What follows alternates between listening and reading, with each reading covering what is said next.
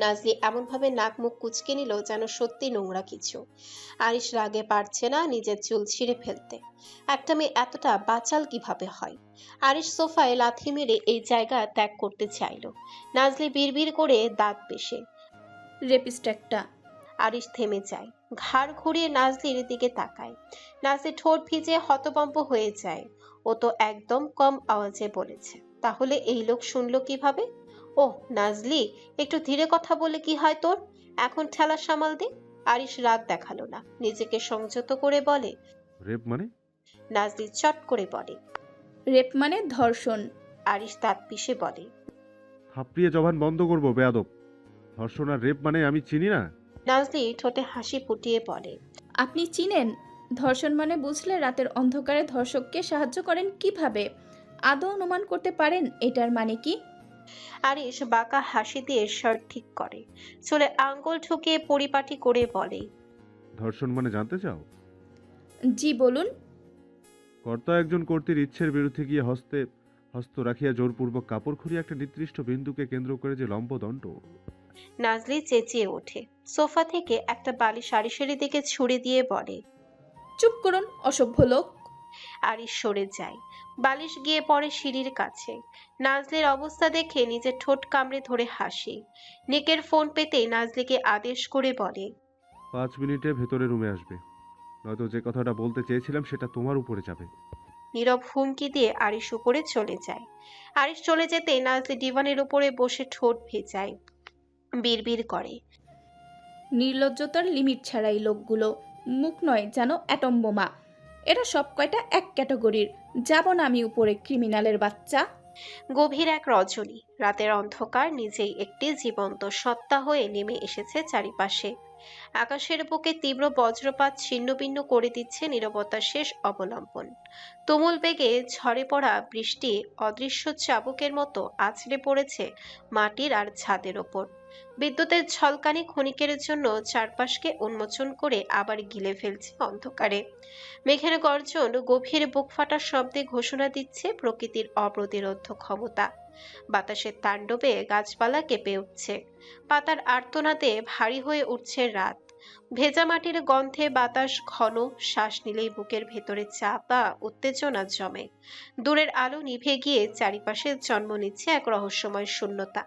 প্রতিটি মুহূর্তে মনে হচ্ছে এই রাত কোনো কাহিনীর অন্ধকারতম অধ্যায়।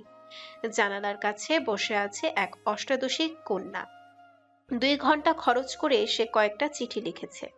বৃষ্টির ফোঁটাগুলোকে অনুভব করার জন্য একটা চিঠি সম্পূর্ণ না করে জানালার কাছে এসে বসে পড়ে। তার চোখে মুখে বৃষ্টির ফোঁটা এসে আছড়ে পড়ছে। বৃষ্টির পানিতে মুছে যাচ্ছে তার চোখের পানি, বিলীন করে দিচ্ছে তার চাপা আর্তনাদগুলো। চুলগুলো বাতাসে দোল খাচ্ছে। পুরো শহর নীরব, শুধু গর্জন করছে আকাশের মেঘগুলো। মেহের নিজেকে আর টিকিয়ে রাখতে পারছে না। এই পৃথিবী সে আর সহ্য করতে পারছে না। প্রতিটা মুহূর্তকে বিষাক্ত মনে হচ্ছে। মুখ চেপে ধরে চিৎকার করে ওঠে রমণী। মেঘের গর্জনের সাথে তার চিৎকারের শব্দ মিশে যায়। কেউ শোনেনি কষ্টের আর্তনাদ। মেহের এলোমেলো চুল নিয়ে উঠে দাঁড়ায়। খুব ইচ্ছে করছে এই বৃষ্টির পানিতে সব কষ্ট মুছে দিতে। এই বর্ষণ হয়তো তাকে প্রশান্তি দেবে। মেহের বের হয়ে যায় রুম থেকে। বাহিরে পা রাখা তার জন্য নিষিদ্ধ। জ্ঞান হওয়ার পর কখনো একা বের হয়নি। শত্রুদের কারণে আরিশের নিষেধ মেনে চলেছে। আজ কোনো নিষেধাজ্ঞা তার মনে একটু প্রশান্তি চাচ্ছে। এই মুহূর্তে গার্ড নেই। আজ বাহিরে কেমন শুনশান নীরবতার চারিপাশ। মেইন ডোর খুলে বাহিরে পা রাখতে বৃষ্টির ফোঁটায় ভিজে যায় তার সর্বাঙ্গ। মেহের চোখ বন্ধ করে নিঃশ্বাস টানে। একটু ভালোবাসলে কি ক্ষতি হতো? খুব ভালোবাসতাম তোমাকে। আমার প্রতিটা মোনাজাতে তুমি ছিলে, অথচ আজ তুমি অন্যের দখলে। ভালোবাসা এত কাদায় জানলে কখনো ভালোবাসার সাহস করতাম না। আমাকে তুমি নিষ্ঠুরভাবে হারিয়ে দিয়েছো। এই নিষ্ঠুরতা আমি কিভাবে সইব? মেহের বিড়বিড় করছে আর এগিয়ে যাচ্ছে সামনে। কোথায় যাচ্ছে তার জানা নেই। অজান্তেই বাড়ি থেকে অনেকটা দূরে চলে এসেছে, সে খেয়াল নেই তার। হুট করে সামনে 4-5 জন লোককে দেখে থমকে যায়। মেহের কিছু বলতে পারল না। তার আগেই কেউ তার মুখটা চেপে ধরে, আর অন্যরা বিশ্রীভাবে হেসে ওঠে। রাতের অন্ধকারে এই হাসিটা মনে হলো কোনো অশুভ আত্মার আত্মচিৎকার। নিশীথের ঘন অন্ধকারে একটা লোক দৌড়াচ্ছে প্রাণান্তে। শ্বাসের প্রতিটি টান বুক গহ্বরে আগুন জ্বালিয়ে দেয়। পায়ের নিচে ভেজা ভূমি পিছলে গিয়ে ভয়কে আরো তীক্ষ্ণ করে তোলে। পেছনে লেপ্টে থাকে এক অচেনা সত্তা, এই মনস্টারের ছায়া, যার উপস্থিতি শব্দহীন হলেও পায়ের শব্দে ঝংকার তুলছে নিস্তব্ধ রাতকে। এই রাতকে পরিণত করে শ্বাসরুদ্ধ কারাগারে। আকাশ চিরে তুমুল বজ্রপাত নামছে। বিদ্যুতের ক্ষণিক দীপ্তিতে পথের রেখা ভেঙে যায়। গাছপালার ছায়া ধারালো দাঁতের মতো সামনে এগিয়ে আসে। হৃদস্পন্দন অনিয়ত ছন্দে ছমছম করে ওঠে। সময় সংকুচিত হয়ে কয়েকটি নিঃশ্বাসে আটকে পড়ে। একটা লোক জীবন বাঁচাতে প্রাণ দিয়ে দৌড়াচ্ছে। হঠাৎ অন্ধকারের ভাঁজ থেকে উদ্ভাসিত হয় হুডি পরা এক লোক। হাতে ঝুলে দেখা কুড়ালটি সম্ভাব্য পরিণতির নীরব প্রতীক। কুড়ালের ধাতব অবয়ব আলো অন্ধকারে কেঁপে ওঠে। স্পর্শের আগেই চাপ সৃষ্টি করে মেরুদণ্ডে বইয়ে দেয় শীতল স্রোত। বৃষ্টির ধারালো ফোঁটা চোখে মুখে আছড়ে পড়ে, দৃষ্টিকে ঝাপসা করে তুলে বারবার। তবু থামার অবকাশ নেই। কুড়ালটা হাতে নিয়ে এগিয়ে যাচ্ছে লোকটার দিকে। লোকটা দৌড়াতে দৌড়াতে নিজের গন্তব্য হারিয়ে ফেলে। বুকের ভেতরে বাতাস জমে থাকে বরফের মতো ভারী হয়ে। হাঁপাচ্ছে সে প্রাণপণে, কিন্তু নিঃশ্বাস আর এগিয়ে যাচ্ছে না। ফুসফুস ফাঁকা আরতিতে থমকে যায়। ভয়ের ছাপে কণ্ঠনালী সংকুচিত হয়ে আসে। প্রতিটি শ্বাস আধা পথে ভেঙে পড়ে শব্দহীন কাঁপুনিতে। হৃদস্পন্দন উন্মাদের মতো হয়ে পড়ে। শরীর শিউরে ওঠে অনিচ্ছায়। কাঁপন ছড়িয়ে পড়ে অস্থিমজ্জা পর্যন্ত। চোখের সামনে কালো দাগ ভাসে। আলো নিভে আসতে চায়, মাথার ভিতরে ভো ভো করে আতঙ্ক ঘোরে। ঠোঁট কাঁপছে, জিহ্বা ভারী হয়ে আসে। গলা শুকিয়ে কাঠ শ্বাস চাইলে কেবল শূন্যতায় ফেরত দেয়। পাঁজরের ভেতরে তীক্ষ্ণ ব্যথা জ্বলে ওঠে। ঘাম আর ঠান্ডা একসাথে ত্বকে কামড় বসায়। পানি পিপাসায় জিহ্বা বের হয়ে যাচ্ছে। লোকটা দৌড়াতে গিয়ে হুট করে দুইটা পশুর সম্মুখীন হয়। লোকটা ভয়ে চিৎকার দেওয়ার আগে বাঘ আর বন্য কুকুরের থাবার সম্মুখীন হয়। হুডি পরা লোকটা ঠোঁটে বাঁকা হাসি খেলে যায়। গম্ভীর গলায় ডাক দেয়। হান্টার, শ্যাডো, কাম। মালিকের আওয়াজ পাওয়ার সাথে সাথে অভিজ্ঞ সহকারীর মতো আক্রমণ থেকে থেমে যায়। দৌড়ে চলে যায় গ্যাংস্টার বসের দিকে। নিক অদ্ভুতভাবে হেসে ওদের মাথায় হাত বুলিয়ে দিল। সাথে সাথে ধূসর চোখ দুইটা জ্বলে উঠল। সামনে ছটফট করতে থাকা লোকটার দিকে তাকায়। হিংস্রতায় পুরো চোখ মুখ লাল হয়ে ওঠে। নিক আর অপেক্ষা করল না। লোকটার পেটের উপরে বসে এলোপাথারি কিল ঘুষি দিতে থাকে। লোকটা চেঁচাচ্ছে যন্ত্রণায়, বাঁচার জন্য মিনতি করছে। এইসব মিনতি নিকের কাছে তুচ্ছ। নিজের সব শক্তি দিয়ে লোকটার মুখে আঘাত করে যাচ্ছে। চোখ মুখ থেতলে গিয়েছে। রক্ত ছিটকে পড়তে চাইল তার চোখে মুখে, কিন্তু বৃষ্টির ফোঁটার জন্য পানির সাথে মিশে গেল। ঠোঁট কেটে রক্তাক্ত হয়ে পড়ে। চোখ দুইটা কোটরে গেঁথে যায়। লোকটা পাগলের মতো হাত পা ঝাপটাচ্ছে। নিক নাকে ঘুষি দিয়ে গর্জে ওঠে। শত্রুপক্ষে ছেড়ে দেওয়ার মতো রেকর্ড আজ পর্যন্ত গ্যাংস্টার বস করেনি। তোর ভাই ম্যাসিমো আমার স্ত্রীর দিকে নজর দিয়েছে, তাই শালাকে মেরেছিলাম। তোর সাহস কিভাবে হলো সেম ভুল পুনরায় করার? শালা মাদার ফাকার, আমার স্ত্রীকে নষ্ট করার নীল নকশা তৈরি করেছিস। সেই নকশা আমি তোর... লোকটা কিছু বলার সুযোগ পাচ্ছে না। নিকের এলোপাথারি আঘাতে বেহুশ হয়ে পড়ে। নিক আরো রেগে ফেটে পড়ে। নিজেকে সামলাতে না পেরে পেটে কোপ বসায়। রক্ত আর মাংস পিণ্ড ছিটকে পড়ে দূরে কোথাও। লোকটার পুরো শরীর ঝাঁকিয়ে ওঠে। চোখ দুইটা উল্টে আসে। জিহ্বা বের হয়ে দাঁতে কামড় লাগে। নিক উম্মাদের মতো কিছু একটা খুঁজে চলে। কাঙ্ক্ষিত জিনিসটা পেয়ে হাত দিয়ে পিষ্ট করে ফেলে। রক্তাক্ত ছিন্ন বিচ্ছিন্ন কলিজাটা হাতে নিয়ে কিছু বিশ্রী গালি দেয়। নিক উঠে দাঁড়ায়। কলিজাটাকে পায়ের নিচে ফেলে ইচ্ছে মতো পিষ্ট করে। নিজের দুইজন বিশ্বস্ত সহকারীর দিকে তাকিয়ে সামান্য ইশারা করে। ব্যাস, দুজন এই ঝাঁপিয়ে পড়ে মৃত লোকটার উপরে। ছিঁড়ে খেতে থাকে শরীরের কাঁচা মাংস। মুখ থেকে বের করে ভয়ানক গর্জন। নিক হেসে আবারও যেভাবে এসেছিল সেভাবেই চলে যায়। রেখে যায় এক উন্মাদ পরিবেশ।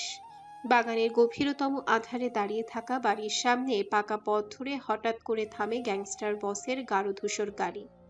গাড়ি থেকে নেমে সোজা মেইন করিডোরের দিকে এগিয়ে যায়। দরজা খুলতেই দেখতে পায় আরিশ আর অধীরাজ নকশা তৈরি করছে। নিক রুমে ঢুকে রক্তাক্ত শার্ট খুলে ফেলে। আরিশ নিজের কলমটা টেবিলের উপরে রাখতেই নিকের দিকে চোখ যায়। শত ক্ষতের দাগ, প্রতিটা ক্ষত তাজা হয়ে উঠেছে পানির স্পর্শে। নিকের শরীরের ক্ষত দেখে আরিশ হকচকিয়ে ওঠে। তোর পিঠে এত আঘাতের চিহ্ন কিসের? চাবুকের প্রতিটা দাগ এখনো কাঁচা হয়ে আছে। কে করেছে এসব? নিক খুব শান্ত গলায় বলে। আমার বাম পাঁজরের বাঁকা হাড্ডি। অধীরাজ আর আরিশ দুজনে এই থমথমে খায়। এটা কি ধরনের উত্তর? আরিশের চোখ মুখ রাগে জ্বলে ওঠে। এতগুলো আঘাতের চিহ্ন তার মাথা গরম করে দিচ্ছে। রাগের ছোঁয়াল শক্ত করে বলল, বাম পাঁজরের বাঁকা হাড্ডি মানে? হেয়ালি করছিস আমার সাথে? তোর কেন মনে হলো আমি হেয়ালি করছি? তোকে প্রশ্ন করেছি একটা, তুই উত্তর দিচ্ছিস আরেকটা। পাঁজরের হাড্ডি খুলে গিয়ে তোর শরীরে এইভাবে আঘাত করেছে? মজা করছিস আমার সাথে? নিক বিরক্ত হলো, দাঁত পিষে বলে। এই বাঁকা হাড্ডি একটা চাবুক নিয়েছে, এরপর রাগ মিটিয়েছে আমার উপরে। আরিশ কিছু বলবে তার আগে অধীরাজ অভিজ্ঞদের মতো বলে, আপনি কি ম্যামের কথা বলছেন বস? বাঁকা হাড্ডি মানে কি ওনাকে বুঝিয়েছেন? নিক শরীরে শার্ট জড়িয়ে বলে। বাম পাঁজর আমার একটাই, তাই ওনাকে ছাড়া আর কাউকে বোঝানোর কথা না। এতক্ষণে আরিশ আর অধীরাজের মাথায় ঢুকলো, কিন্তু কেউ এই বিশ্বাস করতে পারছে না, কারোর হজম হচ্ছে না এই বিষয়টা। যার দিকে আঙ্গুল তুলে কথা বলবে আঙ্গুল কেটে দেয়, তাকে এতগুলো আঘাত করলো, অবিশ্বাস্য। আরিশ কাপা গলায় বলে। কি কি করেছিস জানিস সাথে? নিক ভ্রু কুচকে তাকিয়ে বলে। বেটি মানুষের মতো কাঁপছিস কেন? আদর করেছি তোকে? আরিশ থতমত খেয়ে ওঠে। এবার কখনো ঠিকভাবে কথা বলে না, স্বাভাবিক গলায় বলে। তোকে এইভাবে আঘাত করেছে কেন? পুরো শরীর জখম হয়ে গেছে। নিক চেয়ারে বসতে বসতে বলে। সবাই ভালোবেসে চুম্মাচুম্মি করে, আর আমার বাঁকা হাড্ডি আলাদা জিনিস, ওনার চুমুতে হবে না, তাই ভালোবাসা ফুটিয়ে তুলতে গিয়ে চাবুক মেরেছে। এতটা ভালোবাসলি কখন? ইয়েস। আরিশ চোখ বন্ধ করে নিঃশ্বাস টেনে বলে। নিক, মজা করিস না ভাই। আগে বল, তোকে এইভাবে আঘাত করলো কেন? আর তুই সত্যি কিছু করিসনি? নিক চোয়াল শক্ত করে বলে। স্বামী স্ত্রীর ভেতরের কাহিনী তুই জানতে যাচ্ছিস কেন? ওর ইচ্ছে হয়েছে তাই মেরেছে। ওর ইচ্ছে হলে আমাকে কাটবে। যেখানে আমি প্রশ্ন করিনি সেখানে তুই প্রশ্ন কেন করছিস? কোন সাহসে? আমার স্ত্রী যা খুশি করবে, কেউ একটা প্রশ্নও করতে পারবে না। আরিশ ফুস করে শ্বাস টানে। এই আসক্তি ধ্বংসের কারণ না হলেই চলবে। স্থির গলায় বলে। নিক বাঁকা হাসে। কে বললো ভালোবাসি? তীব্র এক আসক্তি আমার, এক মরণ ব্যাধি, ক্যান্সার। সে আমার শরীরে এমন ভাবে বাসা বেঁধেছে যে ছাড়তে চাইলেও কোনোদিনও ছাড়তে পারবো না। অধীরাজ ঢক ঢক করে পানি গিলে ফেলে। এক মেয়ের জন্য নিকের এমন ভালো আচরণ মাঝে মাঝে অধীরাজকে তৃষ্ণার্ত করে ফেলে। অধীরাজকে এসে বলে। কখনো ম্যামের প্রশংসা করেছেন স্যার? নিকের নাক মুখ কুঁচকে আসে। এইসব আশ্চর্য জিনিসের থেকে একটাও নেই। অধীরাজ বুঝে বলে। ম্যামকে গিয়ে সাদের সাথে তুলনা করবেন, তুমি সাদের থেকেও বেশি সুন্দরী। নিকের চোখ মুখ ক্রোধে জ্বলে ওঠে। দাঁত পিষে বলে। চাঁদের হাত পা আছে নাকি ওর নিজের কোনো আলো আছে? চাঁদের নিজেরই তো আলো নেই, আরেকটা জায়গা থেকে ভিক্ষে করে নিজের আলোটা টিকিয়ে রাখছে। যার নিজের কোনো উজ্জ্বলতা নেই তার সাথে এই মেয়ের তুলনা করব? মরার জন্য মন চাচ্ছে তোর? আমাকে বল, এসিডে চুবিয়ে রেখে আসি। অধীরাজ থমথমে মুখে দাঁড়িয়ে থাকে। নিকের যুক্তি দেখে আরিশও ভ্রু নাচায়। সত্যি, যার নিজেরই কোনো আলো নেই তার আবার সৌন্দর্য কিসের? অধীরাজ ভোতা মুখে বলে। Sorry sir. নিক চুল ঠিক করে বলে। মেহেরের কি অবস্থা? আরিশ একটা পাথরকে ঘোরাতে ঘোরাতে বলে। সারাদিন নিশ্চুপ হয়ে বসে থাকে, আমার সাথেও কথা বলে না তেমন। ঘুম পাড়িয়ে দিয়ে এসেছি। মেডিসিনের পাওয়ারে এত সহজে ঘুম ভাঙবে না। সকালে যাব মেডিসিন খাওয়ানোর জন্য। নিক নিচের ঠোঁট কামড়ে ধরল। তার রিয়াকশন বোঝা বড্ড কঠিন। রাতের অন্ধকার গাঢ় কালিমার মতো চারিদিক গ্রাস করে নিয়েছে। বাহিরে তুমুল বেগে ঝরছে বৃষ্টি। প্রতিটি ফোঁটা যেন আকাশের বুক ছেড়ে ছুটে আসা তীক্ষ্ণ বাণ। বৃষ্টির আঘাতে মাটি কেঁপে উঠছে। চারিপাশে ছড়িয়ে পড়ছে ভারী ও দম বন্ধ করা শব্দের চাপ। হঠাৎ হঠাৎ বজ্রের বিকট কলধ্বনি আকাশ ছিঁড়ে দিচ্ছে। তার গর্জনে হৃদস্পন্দন পর্যন্ত থমকে যেতে চায়। বিদ্যুতের নিষ্ঠুর ঝলকানিতে অন্ধকার ক্ষণিকের মতো উন্মোচিত হয়ে আবার আগের চেয়ে আরো ভয়ঙ্কর রূপে ফিরে আসে। হিমেল বাতাস শীতল ধারালো ছুরির মতো শরীর ছুঁয়ে যাচ্ছে। শরীরের যেন কাঁপন ধরিয়ে দিচ্ছে প্রতিটি শিরায়। এই পরিবেশে নিস্তব্ধতা আর প্রলয়ের শব্দ মিলেমিশে এক আতঙ্কগ্রস্ত সৌন্দর্যের জন্ম দিয়েছে। রাত্রির এই রুদ্র রূপ প্রকৃতির নিঃশব্দ হুঁশিয়ারি নির্মম গভীর এবং অবর্ণনীয়ভাবে একটা বদ্ধ পরিত্যক্ত রুমটা কেমন অশুভ কিছুর ইঙ্গিত বহন করছে। চারিপাশে শুনশান নীরবতা। সেই ভয়ানক রুমটার নোংরা মেঝেতে অচেতন হয়ে পড়ে আছে এক অষ্টাদশী কন্যা। তার পুরো শরীর ভিজে একাকার অবস্থা। কাপড় ভেদ করে শরীরের প্রতিটি ভাঁজ উন্মুক্ত হয়ে আছে। বৃষ্টির প্রতিটা ফোঁটা যেন তার শরীরে মুক্তার মতো চিকচিক করছে। সামনে বসে আছে এক বিকৃত পুরুষ, গ্যাংস্টার বসের হাতে বারবার অপমানিত হওয়া এক কাপুরুষ ইগোর। তার অশুভ জঘন্য দৃষ্টি মেহেরের শরীরের প্রতিটি ভাঁজে। চোখ দুইটা কেমন লালসার প্রলেপ পড়ে গিয়েছে। মেহেরের দিকে তাকিয়ে একের পর এক হুইস্কির বোতল শেষ করে যাচ্ছে। একটা গার্ডকে আদেশ করে বলে, সাথে সাথে দুইজন লোক এসে মেহেরের মুখে পানি ঢেলে দেয়। সময়ের ব্যবধানে মেহের ধর ভরিয়ে ওঠে। হুট করে চোখের সামনে কুৎসিত মানুষগুলোকে দেখতে পেয়ে আতঙ্কে জমে যায়। কায়াত, ইগর এই দুইজন ব্যক্তিকে মেহের পূর্ব থেকেই চেনে। এরা আরিশার নিকের সব থেকে বড় শত্রু। ক্ষমতা আর দাপটের দিক থেকে কেউ কারোর কাছ থেকে কম যায় না। এদের দুজনেরই মূল টার্গেট ক্রিমিনাল লিডার আর গ্যাংস্টার বসের ধ্বংস। মেহেরের ভাবনার মধ্যে ইগোর পুরো রোম কাঁপিয়ে বিশ্রীভাবে হেসে ওঠে। মেহেরের মনে হচ্ছে এক দোজকে এসে পড়েছে সে, আর সামনে আছে এক ভয়ানক পিশাচ। ধ্বংসের সীমানা অনুভব করতে রমণী অস্থির হয়ে ওঠে। ইগোর একদম মেহেরের কাছে আসে। এরপর নাক দিয়ে মেহেরের শরীরের শুকে কুকুরের মতো জিহ্বা বের করে। মেহেরের সহ্য করতে না পেরে কান্না করে ওঠে। মেহেরের এমন অসহায় মুখটা দেখে ইগর আরো হেসে উঠল। এই বিশ্রী হাসির শব্দ বহন করার মতো শক্তি মেহেরের নেই। ইগর হাসি থামিয়ে বলে, কেমন আছো ক্রিমিনাল লিডারের প্রাণভোমরা? হ্যাঁ, মেহেরের চোখ বন্ধ করে কেঁদে ওঠে। ছেড়ে দাও আমাকে, এখানে নিয়ে এসেছো কেন? কি চাই তোমাদের? ইগর বিকৃতভাবে হাসল। মেহেরের গলায় আঙ্গুল ছুঁয়ে দিতে দিতে বলে, এতটা ছটফট করছো কেন বেবি? হ্যাঁ, এনজয় করো আমাদের সাথে। রুমে বন্দি থাকতে থাকতে নিশ্চয়ই ক্লান্ত হয়ে গিয়েছো। এখন কিছুটা আরাম করো। আরিশের বোন এত সুন্দর জানে তো ওই শালির জন্য এতটা বেপরোয়া হতাম না। মেহেরের ঘৃণায় শরীর গুলিয়ে আসে। হায় আল্লাহ, কোন দোজকে ফেলেছো আমায়? কষ্ট লাঘব করার জন্য তোমার প্রকৃতিকে অনুভব করতে চেয়েছিলাম, আর তুমি আমার জন্য এমন জঘন্য কাহিনী লিখে দিলে। প্লিজ হেল্প করো ভাইয়া। কোথায় তুমি? এই জঘন্য লোকগুলো থেকে বাঁচাও প্লিজ ভাইয়া। ইগরের অশালীন স্পর্শে মেহের ক্রোধে ফেটে পড়ে। ছটফট করে চিৎকার দিয়ে ওঠে। Don't cross your limit bastard. Touch করলে শুধু হাত নয়, নরক যন্ত্রটা সইতে হবে তোকে।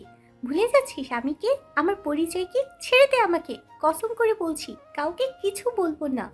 ইগর মেহেরের রাগান্বিত মুখশ্রীর দিকে কিছুক্ষণ তাকিয়ে ওয়াইন ছুড়ে দিল মুখে। সামান্য ওয়াইন মুখে যেতেই মেহেরের গা গুলিয়ে আসে। বমি করে পুরো মেঝে ভাসিয়ে দেয়। ইগর নাক মুখ কুচকালো। আবারও অট্ট হাসিতে ফেটে পড়ল এক বিকৃত তালক।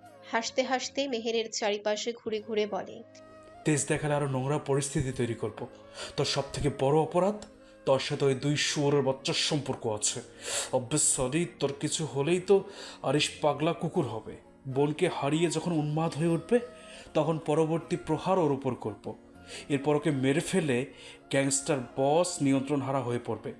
সর্বশেষ খতম করব এই গেমের সব থেকে বিষাক্ত সাপটাকে। এর কারণে আমি সব থেকে বঞ্চিত হচ্ছি। এই মদচ্যুত মূল্যে আমার রাস্তা পরিষ্কার। তার আগে তোকে মরতে হবে ডার্লিং। এই শরীরের স্বাদ প্রথমে নেব, এরপর ছিঁড়ে ছিঁড়ে মাংস খাবো। তাজা রক্ত পান করবে এই শরীরের। প্রচুর জ্বালিয়েছে তোর ভাই আমাকে, প্রচুর। এখন সুযোগ বদলা নেয়ার। মেহেরের শরীরের নিচ থেকে যেন জমিন সরে গিয়েছে। বুক ফেটে চিৎকার বের হয়ে আসতে চাইছে, কিন্তু চিৎকার দেওয়ার মতো শক্তি খুঁজে পাচ্ছে না। এক কাপুরুষের নোংরা স্পর্শ তার শরীরকে কলুষিত করে দেবে ভাবতেই শরীর হিম হয়ে আসতে চাইছে। মেহের কান্না করে ছটফট করে ওঠে আবারও। এত বড় অপরাধ করো না। তুমি তো আমার বাবার বয়সী, প্লিজ মেয়ে ভেবে ছেড়ে দাও আমাকে। কসম করে আবারও বলছি, কাউকে কিছু বলবো না। আমার সম্ভ্রমটুকু ছিনিয়ে নিও না, দোহাই লাগে তোমার। ইগর কান্নার অভিনয় করলে অপরাধীর মতো মুখটাকে করে বলে। তুমি আমার মেয়ের বয়সী? মেহের মাথা নাড়িয়ে বলে, আমার বাবা বেঁচে থাকলে হয়তো তোমার সমান থাকতো। প্লিজ ছেড়ে দাও আমাকে ইগর। ইগর আরো ইনোসেন্ট সেজে বলে, কথা বাবা মাই ফুট। আমি ইগোর কত মেয়ের সাথে রাত কাটিয়ে ফেলে এসেছি তার হিসাব নেই। এর থেকে এক দুটো বাচ্চা কাচ্চা হয়তো পয়দা হয়ে গিয়েছে, কোনোদিনও ফিরেও তাকাই না এসবে। আর তোকে নিজের মেয়ে ভাববো? হ্যাঁ? আর এটা ভেবে ছেড়েও দেবো? হ্যাঁ, ইমোশনাল নাটক করতে এসছো বেবি? কথাগুলো বলে আবারও পৈশাচিক ভাবে হেসে ওঠে। পুরুষত্ব যে তোমাকে টানছে ডার্লিং। তোর ভাইয়ের সামনে যদি তোকে ছিঁড়ে খেতে পারতাম তবে শরীরের জ্বালা মিটত, কিন্তু এই শুয়োরের বাচ্চাগুলো জানতে পারলে তো আমাকেই খেয়ে ফেলবে। ইগর এগিয়ে আসে মেহেরের দিকে। মেহের ইগরের চোখে চোখ রেখে বলে, একটু স্পর্শ করলে আল্লাহর গজব পড়বে তোর উপর ইগর। ইগর মেহেরের চুলের মুঠি শক্ত করে ধরে ঘর কাঁপিয়ে ধমকে উঠল। চুপ চুপ শালি, তোর আল্লাহকেই তো মানি না, সেখানে গজব ফেলবে কে? মেহের ব্যথায় কাতরাতে থাকে। চুলগুলো মনে হচ্ছে ছিঁড়ে যাচ্ছে, চোখ থেকে টিপ টিপ পানি পড়ছে। করুণ স্বরে বলে, নিজের সৃষ্টিকর্তাকে যে চিনে না সে এমনিতেও জালিম। তোর ধ্বংস এমনিতেও লেখা হয়ে গিয়েছে। আমাকে দিয়ে তোর ইতি টানবে। আমাকে ছেড়ে দে, না হলে সকালে সূর্যোদয় দেখারও সুযোগ পাবি না। যদি আমার ভাই ভুলেও জানতে পারে তুই আমার সাথে বিশ্রী ব্যবহার করেছিস, তোর কলিজা কেটে রাস্তার কুকুরকে খাওয়াবে। ইগরের মাথায় ধপ করে আগুন ধরে যায়। রাগে উন্মাদ হয়ে মেহেরের নরম গালে পর পর 4-5টা থাপ্পড় লাগায়। ফর্সা গাল যেন চামড়া ফেটে রক্ত বের হচ্ছে, ঠোঁটের কোণা থেকে রক্ত পড়ছে। থাপ্পড়ের প্রবণতা এত বেশি ছিল যে মেহের নিজেকে ঠিক রাখতে পারেনি। একপাশে ছিটকে পড়ে রমণী। ইগর থামেনি। মেহেরের নরম তুলতুলে পেটের উপরে পা রেখে অশালীন ভাষায় গালি দিতে দিতে বলে, তোর ভাই আমার বাল ফেলাবে। এই শুয়োরের বাচ্চাটাকে মারার জন্যই তোকে তোকে আনা হয়েছে শালি। একদম বাইটের মতো হয়েছিস, শরীরের প্রতিটা ভাঁজে তেজ। নিজের ইজ্জত হারাতে চলেছিস, সেটার বিন্দুমাত্র ভয় নেই। মেহেরের মনে হচ্ছে এই বুঝি শ্বাসটা বন্ধ হয়ে আসছে। গলা কাটা মুরগির মতো ছটফট করে ওঠে রমণী। পেটের উপরে যেন কোনো পাহাড় ধসে পড়েছে। ফর্সা মুখ পুরোটা লাল হয়ে আসে তার। ইগরের পায়ে ধরার জন্য ছটফটিয়ে ওঠে, কিন্তু হাত পেছন থেকে বাঁধা। মেহের সহ্য করতে না পেরে কেঁদে ওঠে। ইজ্জত ভিক্ষে দাও, প্রাণ ভিক্ষে দাও আমাকে ইগর। এতটা জঘন্য কাজ করো না আমার সাথে। আমি নিককে ভালোবাসি, ও আমাকে একটু ভালোবাসে না। তুমি যদি আমার সাথে খারাপ কিছু করো তাহলে ও সারা জীবন আমাকে ধর্ষিতা বলে অনুভব করবে। আমি মরে গেলেও তার কলিজা কাঁপবে না, বলবে ধর্ষিতা শুনে আবার কিসের মায়া। ইগর, তোমার পায়ে পড়ছি আমি, আমাকে জানে মেরে ফেলো, আমার সম্ভ্রমটুকু নিও না। আমি ওকে খুব ভালোবাসি, ওর ভালোবাসা ছাড়া আমি বাঁচতে পারবো না, কিন্তু ওর চোখের ঘৃণা নিয়ে কখনো মরতে চাই না। ইগরের পা থেমে যায়, ঠোঁটের কোণে ফোটে এক কুটিল হাসি। মেহের নিককে ভালোবাসে এইটা সে কখনো জানতো না। খুশিতে উন্মাদ হয়ে বলে, তাহলে এক ঢিলে দুই পাখি মারবো। এইটা বলে ইগর পাগলের মতো হাসতে থাকে। মেহেরের নিস্তেজ শরীর নিয়ে পড়ে আছে, চোখ থেকে পানি পড়ছে অনবরত। কাঁদছে আর আল্লাহকে ডাকছে। প্রয়োজনে নিজের শরীরের নিজে কোপ বসিয়ে মরে যাবে, এরপরও অন্য পুরুষের স্পর্শ শরীরে লাগতে দেবে না। যাকে একবার হৃদয়ে স্থান দিয়েছে সে ছাড়া অন্য কারোর ছোঁয়া মেহেরের কাছে নরক যন্ত্রণা। ইগর হিংস্রতা নিয়ে মেহেরের চুলের মুঠি চেপে ধরে। মেহের ব্যথায় গোঙাতে থাকে, তাকে টেনে হিচড়ে বাহিরে নিয়ে ছুঁড়ে ফেলে দেয়। বৃষ্টির বড় বড় ফোঁটা ভিজে একাকার করে ফেলে তাকে। শরীরে কাদামাটিতে মাখামাখি হয়ে যায়। বজ্রপাতগুলো এই মুহূর্তে অশরীরী ডাকের মতো শোনা যাচ্ছে। ইগর এখনো দানবের মতো হেসে যাচ্ছে। শার্টের বোতাম খুলতে খুলতে মেহেরের দিকে এগিয়ে আসছে আর পৈশাচিকভাবে হাসছে। তোকে এই মুহূর্তে ছিঁড়ে খাবো। এইটা বদ্ধ রুমে করলে কেউ দেখবেও না, চারপাশে হাজারটা গার্ড আছে, সবাই দেখবে তোর ছোট্টরানি। এই আকাশ, চন্দ্র, সূর্য, জমিন সব কিছু তোর চিৎকারের সাক্ষী হবে। এমন চিৎকার যেগুলো তোর ভাইকে ভেঙে ফেলতে সাহায্য করবে। এতেই হবে আমার পৈশাচিক আনন্দ। ওই দুই শুয়োরের বাচ্চার অহংকার চূর্ণ বিচূর্ণ হবে। কত অপেক্ষা করেছি এই দিনটার জন্য। চেয়েছিলাম নিকের রক্ষিতাটাকে এভাবে শেষ করতে, কিন্তু সালা 2 মিনিটের জন্য বাহির করে না। একটা পাখির নজরও আসতে দেয় না। সামান্য রক্ষিতাকে এমনভাবে রক্ষা করছে যেন জীবনে কোনোদিন মেয়ে পাচার করেনি। তো কি হয়েছে, একজনের প্রাণভ্রমরাকে মারতে পারবো না, কিন্তু আরেকজনের প্রাণভ্রমরা তো পেয়েছি। হ্যাঁ, কুত্তার মতো ছিঁড়ে খাবো। মেহেরের মনে হলো এই মুহূর্তে চারিপাশের বাস্তবতা ভেঙে চূর্ণ হয়ে গিয়েছে, আর তার ভেতরে পৃথিবীটা এক নিমিষে অন্ধকারে ডুবে গিয়েছে। আতঙ্ক বুকে গভীরে জমাট বেঁধে শ্বাসরোধী ভারে পরিণত হয়। প্রতিটি নিঃশ্বাস যেন মৃত্যুর সঙ্গে লড়াই করে টিকে আছে। চিন্তা শক্তি স্তব্ধ হয়ে পড়ে, মস্তিষ্কে শুধু একটানা ভয় ঘুরপাক খাচ্ছে। চোখ আতঙ্কে বিস্ফোরিত হয়ে ওঠে, দৃষ্টিতে ফুটে ওঠে চরম অসহায়ত্ব, যেখানে সাহায্যের আশা পর্যন্ত বিলীন হয়ে যায়। কণ্ঠনালী শক্ত হয়ে আসে মুহূর্তেই। আর্তনাদ জন্ম নিলেও শব্দে রূপ নিতে পারে না, কারণ ভয় নিজেই তার কণ্ঠস্বর গ্রাস করে নিয়েছে। স্নায়ুগুলো নিয়ন্ত্রণ হারিয়ে বিদ্রোহী হয়ে ওঠে, শরীর অবশতায় জমে আছে, অথচ ভেতরে ভেতরে কাঁপন থামছে না। মনের গভীরে অপমানের আশঙ্কা বিষাক্ত ধোঁয়ার মতো ছড়িয়ে পড়ে, আত্মসম্মানকে শ্বাসরুদ্ধ করে ধীরে ধীরে নিঃশেষ করে দেয়। অশ্রু নীরবে গড়িয়ে পড়ে, কিন্তু সেই কান্নাতেও কোনো স্বস্তি নেই। ভয় রমণী দিশেহারা হয়ে পড়ে, বিড়বিড় করে ওঠে। ইয়া আল্লাহ, তোমার বান্দিকে সাহায্য করো, আজরাইলের পাঠাও আর জানটা ছিনিয়ে নাও। তবু এই অভিশাপ শরীরে লাগতে দিও না। এই পিশাচ থেকে আমাকে রক্ষা করো। মেহের কাঁদছে আর বিড়বিড় করছে, শরীর অবশ হয়ে আসছে। ইগর এগিয়ে এসে ঝুঁকে পড়ে তার দিকে, হাতের বাঁধ খুলে দিতেই মেহেরের চোখ খুলে। সামনে ইগরের বিকৃত চেহারা সামনে আসতে কলিজা কেঁপে ওঠে। কোনো কিছু না ভেবে ইগরের হাতে সর্বশক্তি দিয়ে কামড় বসায়। ইগর ব্যথায় বিশ্রী গালি দিয়ে ওঠে। একটু ছাড়া পেতেই মেহের সুযোগ কাজে লাগায়, পিচ্ছিল জায়গা থেকে উঠে কোনো রকমে দৌড় দেয় সামনের দিকে। পেছন থেকে ইগর কর্কশ কণ্ঠে বলে, এই এই ধর শালিকে। সাথে সাথে অনেকগুলো গার্ড মেহেরকে আটকে ফেলে। বরফের মতো জমে যায় রমণী, হাত জোর করে বলে, যেতে দাও আমাকে, না হলে এই লোকটাকে শেষ করে ফেলবো। একটু সাহায্য করো। সবাই কেমন অদ্ভুত ভাবে হেসে ওঠে। কে জঘন্য সেই হাসি। এর মধ্যে একজন গার্ড বলে, মেহেরের পায়ের নিচে খুব হালকা লাগছে। বাস্তবতার এই নিষ্ঠুরতায় উন্মাদের মতো এদিক সেদিক তাকায়। এখানে প্রতিটি লোক পিশাচ, কেউ নেই তাকে সাহায্য করার জন্য।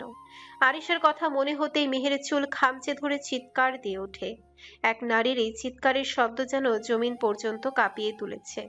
কষ্টের এই আর্তনাদের সাক্ষী পুরো প্রকৃতি হচ্ছে।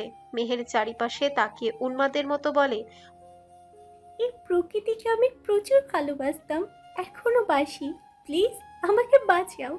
আমি তো তোমাদের স্নিগ্ধ সকালে বন্ধু ছিলাম, কত শত সময় কাটিয়েছি তোমাদের সাথে। প্লিজ হেল্প করো। প্রকৃতিও যেন স্থির হয়ে গিয়েছে। মেহের পাগলের মতো বলেই যাচ্ছে, নিজেকে বাঁচানোর আশায় সবার কাছে ভিক্ষা চাইছে। একটা বিকট থাপ্পড় এসে পড়ে তার বাম গালে। ভেজা মাটিতে আবারও ছিটকে পড়ে রমণী। ইগর রাগে ফুসফুস করছে, কোমর থেকে বেল্ট খুলে মেহেরের পিঠে এলোমেলো ভাবে মারতে থাকে। মেহের গগন কাঁপিয়ে আল্লাহকে ডেকে ওঠে। ইগর যেন নিজের সব রাগ মেটাচ্ছে এই নিষ্পাপ ফুলটার উপরে। মেহের গলা কাটা মুরগির মতো ছটপট করতে থাকে।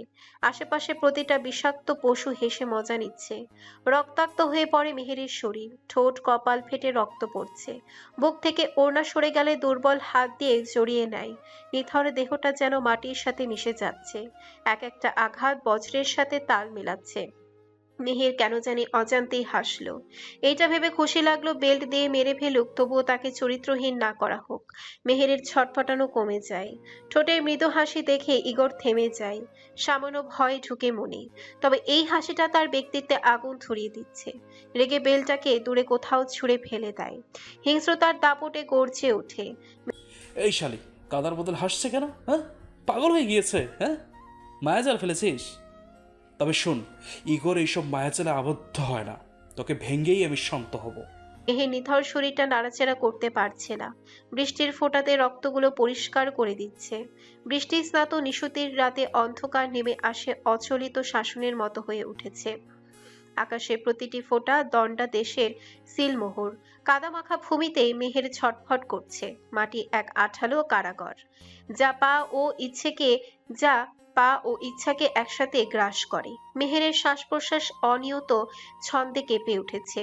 বক্ষ গহ্বরে সঞ্চিত আতঙ্ক নিঃশব্দে ছমছমিয়ে ওঠে। বৃষ্টির অবিরল ধ্বনি চারিপাশে প্রতিধ্বনিত হয়ে চিন্তার স্তরগুলোকে ভেঙে চুরমার করে দেয়। কাদা আঙ্গুলের ভাগ গলে ঢুকে পড়ে স্মৃতির ভাঁজে। বিদ্যুতের খরস্তায় দীপ্তিতে মুখখানা উদ্ভাসিত হয়, অশ্রু বৃষ্টির সীমানা বিলুপ্ত হয়ে একাকার। নিশ্চুপ রাত প্রত্যক্ষদর্শী হয়েও নির্বিকার থাকে। পাথরের নির্লিপ্ততায় মানবিকতার অনুরণন গিলে ফেলে। রাতের স্তব্ধতা ভারী হয়ে ওঠে ঘোষণা পাত্রের মতো।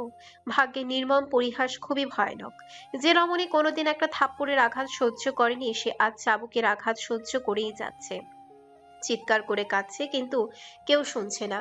ইগোরকে তার দিকে ঝুঁকতে দেখে মেহের উন্মাদ হয়ে ওঠে। চারিপাশে কত লোভী পুরুষ চোখ দিয়ে গিলে খাচ্ছে, তার নারী অবয়ব দেখার জন্য উন্মাদ হয়ে আছে।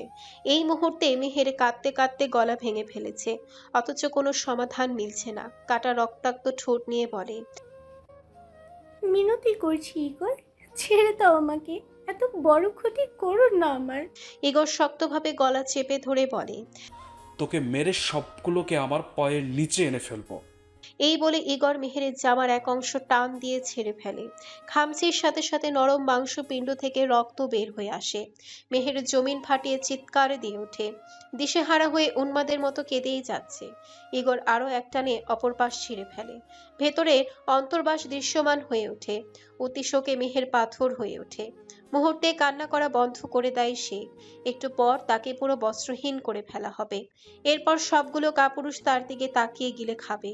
ভাবতে মেহের চোখ বন্ধ করে ফেলে। চোখ থেকে পানি নয়, যেন রক্ত ঝরছে। এই যন্ত্রণা আর বর্বরতা সে সহ্য করতে পারছে না। একটু পর পর বজ্রপাতের কারণে সব আলোকিত হয়ে উঠছে। আচমকাই মেহেরের হাত যায় ইগরের পিঠে। ইগর বিকৃতভাবে হেসে জামার বাকি অংশ ছিঁড়তে থাকে। অন্তর্ভাসে হাত দেওয়ার সাথে সাথে মেহের একটা ছুরির সাহায্যে নিজের গলায় বসিয়ে দেয়। সাথে সাথে একটা বাক্য ভেসে আসে, হে আল্লাহ, আমাকে ক্ষমা করুন, আমার প্রতি দয়া করুন এবং আমাকে সর্বোচ্চ সঙ্গীতের সঙ্গে মিলিত করুন। জীবন দিয়ে দিব, তবুও নিজের ইজ্জত দিব না। ইগরের চোখ বড় বড় হয়ে যায়। নিজের পকেটে হাত দিয়ে দেখে ছোট্ট ছুরিটা নেই। পিঠে হাত দেওয়ার নাম করে তাহলে ছুরিটা নিয়েছে। ইগরের মাথায় যেন ভাঁজ পড়ে। দ্রুত মেহেরের ওপর থেকে উঠে পড়ে। প্রতিটা গার্ড আতঙ্কে দিশেহারা হয়ে পড়ে। মেহের হুট করে এমন কাজ করবে কেউ কল্পনাও করেনি। ইগর পাগলের মতো এদিক সেদিক ছুটছে। এই মেয়ে এত সাংঘাতিক জানলে কখনো তুলে আনতো না। ভেবেছিল ভোগ করে ছেড়ে দেবে, ভয় দেখিয়ে দেখিয়ে ভেতর থেকে শেষ করে দেবে। কিন্তু এখন কোনোভাবে যদি নিকার আরিশ জানতে পারে মেহেরের গলা দিয়ে তরল রক্ত পড়ছে, বৃষ্টির সাথে মিশে যাচ্ছে সেই রক্তগুলো, গলা দিয়ে একটা শব্দ হচ্ছে, মেহের কাঁদছে, যন্ত্রণায় রুহটা বের হয়ে আসছে। পুরো শরীর আঘাতে রক্তাক্ত, নিথর দেহ হয়ে মাটির সাথে মিশে যাচ্ছে। আকাশের দিকে তাকিয়ে বলে, ইগো, খুব ভালোবাসি তোমাকে ভাইয়া। আমার বোন আর কিছুদিন ভাইয়ের কোলে থাকতে পারলো না, ওরা বাঁচতে দিল না আমায়। একদম কাঁদবে না আমার জন্য, কষ্ট হচ্ছে, তোমার সাথে আর কোনোদিন দেখা হবে না। আই লাভ ইউ ভাইয়া। সবকিছু রেখে দলবল নিয়ে পালিয়ে যাচ্ছে। বর্তমানে তার বেঁচে থাকার প্রয়োজন। সব চলে গিয়েছে। ঘন অন্ধকার এই বর্ষণের রাতে অর্ধনগ্ন হয়ে পড়ে আছে এক অষ্টাদশী কন্যা। বড় বড় শ্বাস টেনে বিড়বিড় করে, মৃত্যুর আগে তোমাকে দেখতে চাইনি, প্লিজ একবার ভালোবাসি বলো আমায়। এই শক্তিটা হয়তো আবারও ঠিক হয়ে যাব। একটু বেশি ভালোবাসতাম তোমায়। এই ভালোবাসা এত যন্ত্রণাদায়ক জালে কখনো ভালোবাসার সাহস দেখাতাম না। আগুনে ঝাঁপ দেওয়ার সমতুল্য জেনেও তোমাকে ভালোবেসেছি। প্রতিটা নিঃশ্বাসে তুমি ছিলে। আমার প্রতিটা স্বপ্ন ছিল তোমাকে ঘিরে। সারপ্রাইজ হিসেবে তোমাকে আর পেন্টিংটা দেওয়া হলো না। তোমার জন্য এঁকেছিলাম একরাশ ভালোবাসা দিয়ে। আমি তো এতিম একটা মেয়ে, এতিম হয়ে তোমাকে ভালোবেসেছি। তোমার বউটাকে আর দেখা হলো না, তবে আশা রাখি সে অনেক সুন্দরী। সুখে সংসার করো দুজন। পরকালে তোমার আমার দেখা না হোক। ভালোবাসার এই ব্যথা, তীব্র যন্ত্রণা আমি আর সইতে পারবো না। বড্ড ভালোবাসি তোমাকে। আফসোস, তোমার মুখ থেকে ভালোবাসি শোনা হলো না। সুখে থাকো। মেহেরের শরীর নিস্তেজ হয়ে আসে। অতিরিক্ত রক্তক্ষরণে ছটফট করতে থাকে যন্ত্রণায়।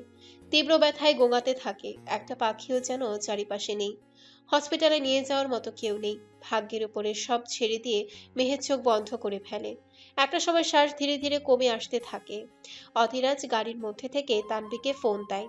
কয়েকবার রিংটং হতেই ফোন রিসিভ হয়। ওপাশ থেকে মেয়েলি শান্ত আওয়াজ। বলো। অধীরাজ চোখ বন্ধ করে ফেলে। এই কণ্ঠটা তার হৃদয়ে কতটা শীতল স্রোত বয়ে আনে সে নিজেও জানে না। কিছুক্ষণ চুপ থেকে বলে, কেমন আছো? ভালো আছি, তুমি? তানভীর রোবোটিক আওয়াজে অধীরাজ স্তব্ধ শ্বাস ফেলে। কণ্ঠে অনেক অভিযোগ আর অভিমান মিশে আছে। সঠিক সময় আসলে সব অভিযোগ সে একত্রে ভেঙে দিবে। অধীরাজ গাড়ি থামিয়ে সিটে হেলান দেয়, চোখ বন্ধ করে বলে।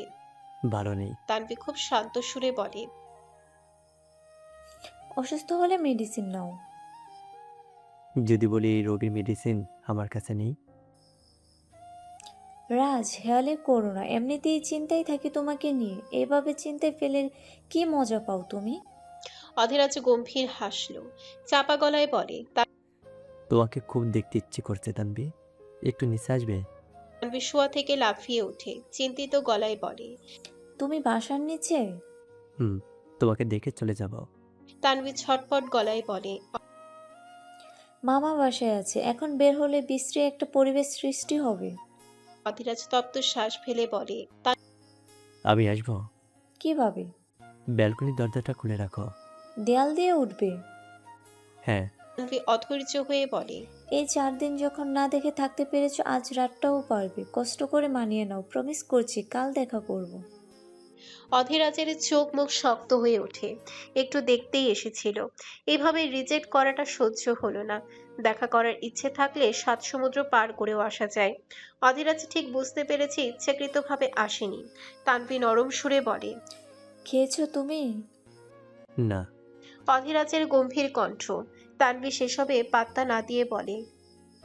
এই মুহূর্তে বাসায় গিয়ে খাবার খাবে, এরপর ঘুমিয়ে যাবে চুপচাপ। অধীরাজ তপ্ত শ্বাস ফেলে ফোন কেটে দিল। রাগে ব্যাকসিটে ছুড়ে মারি, সর্বোচ্চ গতিতে গাড়ি ঘুরিয়ে নেয়। স্টিয়ারিং ঘুরিয়ে যেতে থাকে নিজের গন্তব্যের দিকে। বেলকনিতে দাঁড়িয়ে থাকা রমণী ঠোঁটে হাসির ঝিলিক, যেন অধীরাজের এই রাগটাকে সে উপভোগ করছে। নাজরি ওয়াশরুম থেকে চোখে মুখে পানি দিয়ে রুমে আসে। বিছানার দিকে তাকাতে হতভম্ব হয়ে যায়। আরিশ বিছানার একপাশে বসে আছে, 2 আঙ্গুলের সাহায্যে মাথায় চেপে ধরে আছে। চোখে মুখের অবস্থা একদম বেহাল। নাজলি ভাবনার মধ্যে কপাল কুঁচকে ফেলে।